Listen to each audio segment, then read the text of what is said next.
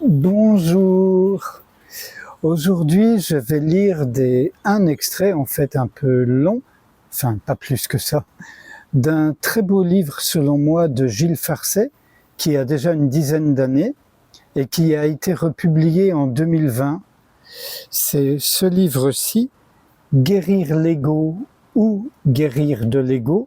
Alors dans sa dernière édition, c'est Entremise. Voilà. Un petit livre très fourni, très riche. Voilà. Et donc c'est l'extrait que je vais lire, les extraits de l'extrait que je vais lire sont du chapitre 5, Mon ego et moi. Ce que j'appelle moi et que les autres connaissent comme tel, c'est toi, c'est lui, consiste pratiquement en une forme physique et psychique. Un organisme corps-esprit, pour reprendre une expression utilisée par l'enseignant non-dualiste Ramesh Balsekar, lui-même élève de Nisargadatta Maharaj. Dès qu'il y a forme, il y a différence. La nature même d'une forme, quelle qu'elle soit, du caillou au brin d'herbe jusqu'au plus éminent des sages, suppose qu'elle existe distincte des autres formes, même s'il peut y avoir ressemblance entre elles. L'existence même d'une forme, de toute forme, procède de la manifestation, en langage védantique, ou de la création en langage chrétien.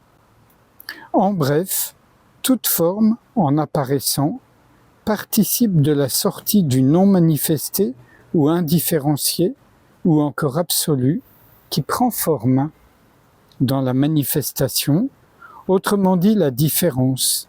Laquelle différence appartient au relatif, tout ce qui est en relation. Par conséquent, chaque forme sera nécessairement unique et différente des autres formes, tout en partageant des caractéristiques et un fond commun.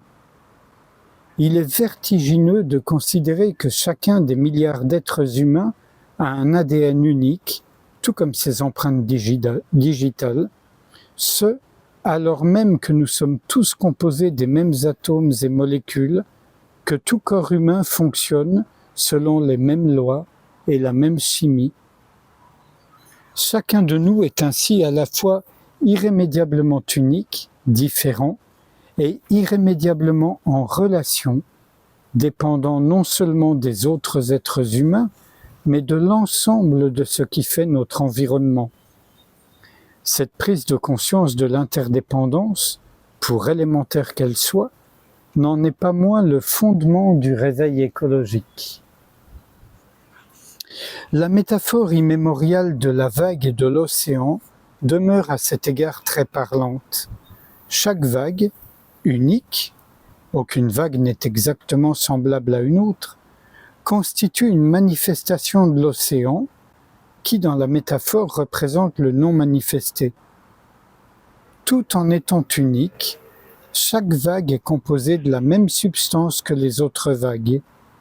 Quoique distincte de ses sœurs, elle n'est pas fondamentalement séparée d'elles. Chaque vague est une forme de l'unique océan.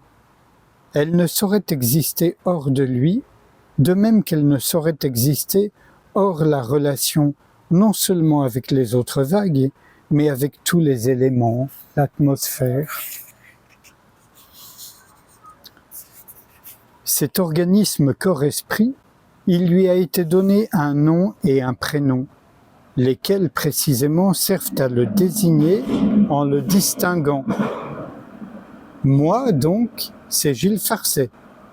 J'invite ici le lecteur à remplacer mes noms et prénoms par les siens propres. Si j'en crois divers enseignements spirituels, il s'agirait donc de me libérer du moi, autrement dit de Gilles Farcet. Et pourquoi donc, s'il vous plaît? Voilà qui à y bien regarder ne va pas de soi. En quoi Gilles Farcet me gêne-t-il? En quoi serait-il illégitime?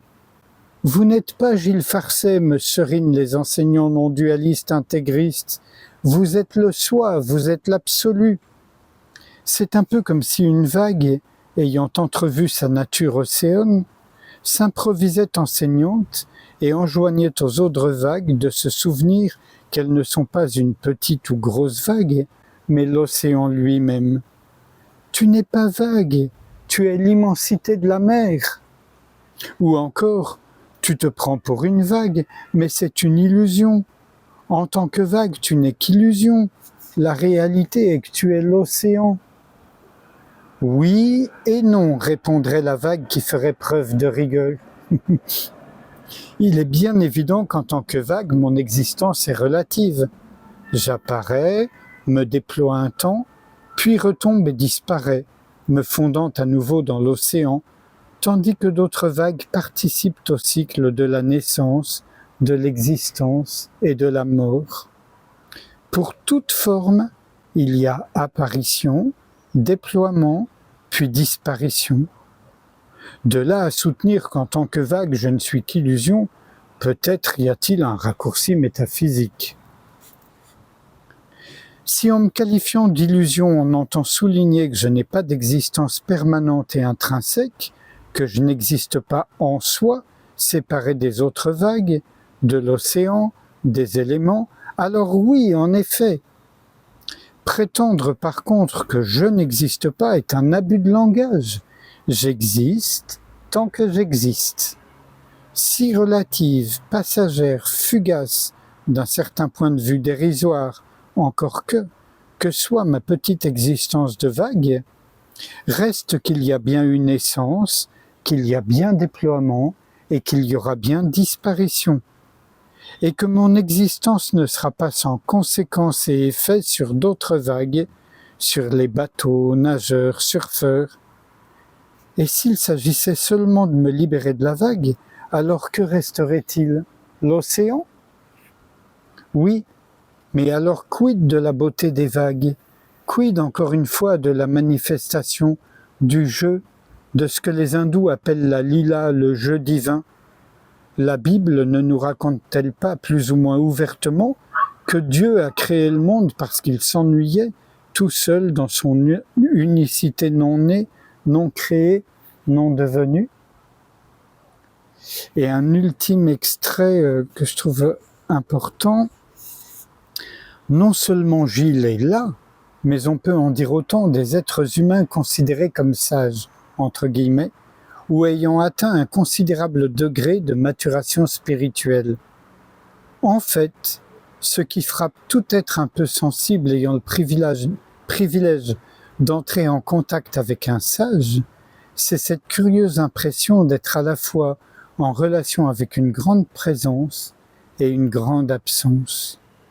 Oui, il y a vraiment quelqu'un, et je dirais même beaucoup plus que chez le kidam éparpillé entre les multiples personnages et pulsions qui se concurrencent en lui. Et en même temps, il n'y a en effet personne. Et sans réfléchir à ce qui vient d'être lu, du moins pas maintenant, je vous invite à ce qu'on passe un instant ensemble en silence, à simplement être à l'écoute de tout ce qui se présente, pensées, sensations, émotions, sentiments, absolument tout, sans y réagir, sans s'impliquer dedans. Simplement être écoute, ouverture.